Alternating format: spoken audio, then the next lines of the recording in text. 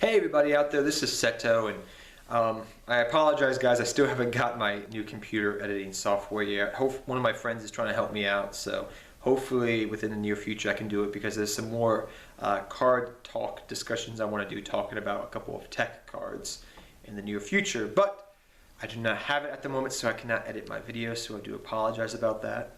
But today we're going to be talking about a card that is very prominent in the current meta, and that is Kaiju Slumber. Yes, very, very good card. You guys should all know what it is. It came out of Breaker of Shadows, I believe it was, over a year ago now. That card's been out for a while. It's a very good card.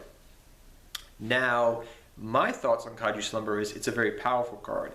It's literally a dark hole that special summons out a monster, and in a way is also a Rhoda. So it literally does three things. First off, dark holes your opponent's field. That's effect number one. Number two, it brings out two powerful monsters.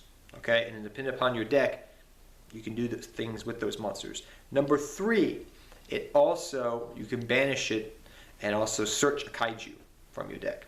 Okay, so it does a lot of versatile different things. That is a foregone conclusion. My question is, however, does Power Desires deserve a semi-limited or a limited, or I wouldn't say banned status, but this is just food for thought. I'm not saying it should.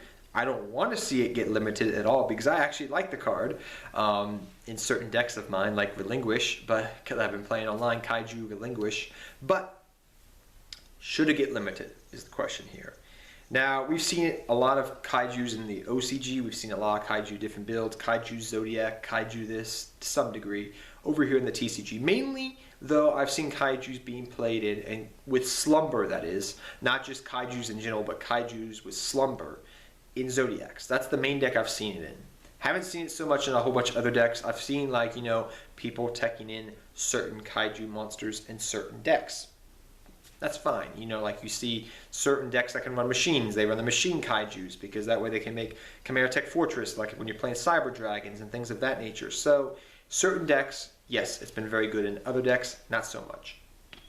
The main thing that I want to also bring up, guys, is that it has multiple effects, which is very good. And as you guys maybe remember from the early Duelist Alliance eras, back when Quillfolds came out, they had I forget what the name is off the top of my head, and I do apologize, but the equip spell for Quillfold monsters, it literally had like 3-4 effects on it. And a lot of it got limited to one because it had too many dang effects, pretty much, and it had too many dang good effects, and for that reason, it got limited to one. So for that reason, that a card has so many good effects, should Kaiju Slumber get limited, is my question. Now, like I said, I don't want to see it get limited, but I'm going to try to not be biased. There's a lot of cards out there nowadays that do have multiple different effects. Okay, that is a foregone conclusion. There's a lot of good cards out there that have multiple good effects. So, saying that, is Kaiju Slumber an exception? Well, the one thing I think about when I see Kaiju Slumber is I say, well, over here in the TCG, we have a lot of board clearing right now. Okay, you got Regeki, okay, double Dark Hole. You got 3 Kaiju Slumber at the moment, and you also have Torrential Tribute that, though it's a trap, not a spell, it still clears the board with non-targeting removal. Okay, kind of functions as I've always thought of Torrential Tribute as a dark hole in trap form. That's pretty much what it is. Torrential Tribute has always been. So literally you have, if you go by that logic, you have Regeki, double Dark Hole, double Kaiju Slumber, and Torrential. So that's 1, 2, 3, 4, 5, 6, 7 things that do board clearing in a way. So in that regards, even though it's the one that's at 3 of Kaiju Slumber does that mean it should get limited or semi-limited? Limited, I don't know. Semi-limited, I could see that happening, and because it has so many good effects. But the thing is, also, you do have to keep in mind, is the Kaijus can get clunky in your hand. And I've seen hands when people are playing Zodiac Kaiju, where they'll make a very powerful board, but the rest of their hand's very clunky with Kaijus. Or they'll draw their hand and it's like 3-4 Kaijus that are just sitting in their hand. No Slumber, no nothing. Hand gets clunky, can't do anything with it. So in a way, it does have its pros and its cons. Very powerful card with multiple effects, but it also, in deck building, can be very clunky.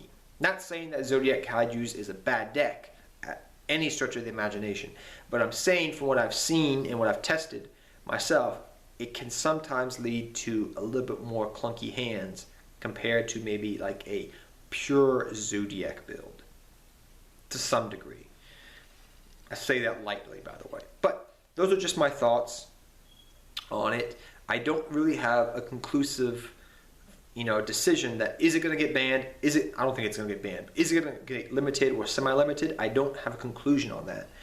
But as I think about it, I'm like, well, there's a lot more important cards in Zodiacs that need to get hit besides Kaijus. And the only decks I've seen use Kaiju Slumber are OTK decks, all right, and Zodiacs, really.